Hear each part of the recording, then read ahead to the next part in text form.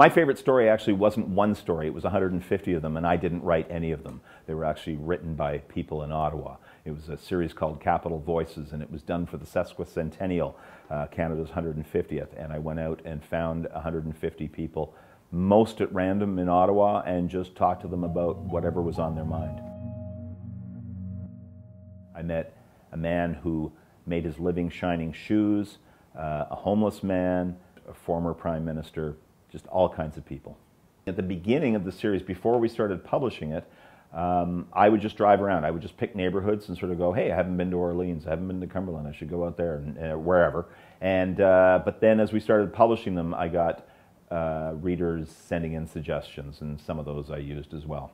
Even the small stories stood out. There was Peter Richard, who I found at Beechwood Cemetery, and he visited his wife's grave twice a day.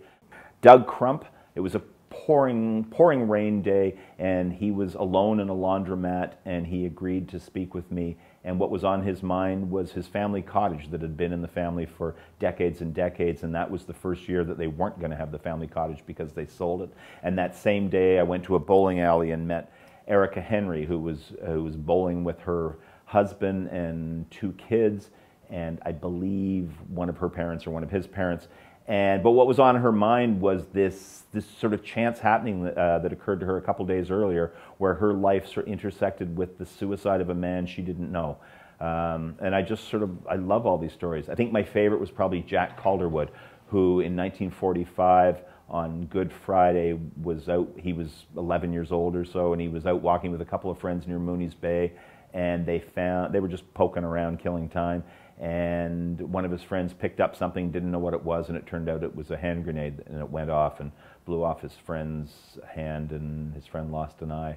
And every year he goes back to Mooney's Bay and just thinks about that. It was such a dramatic story.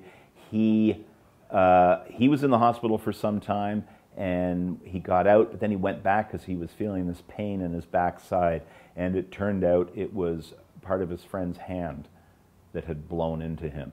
There was another story that I couldn't tell because this series you can't tell too many stories. There was one gentleman.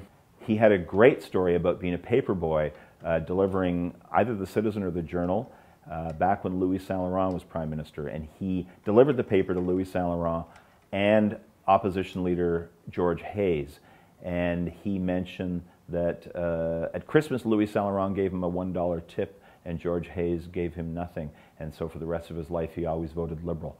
And I just always thought stories like that would, yeah, anyone I met, there were sort of always other stories that would be fun to continue with.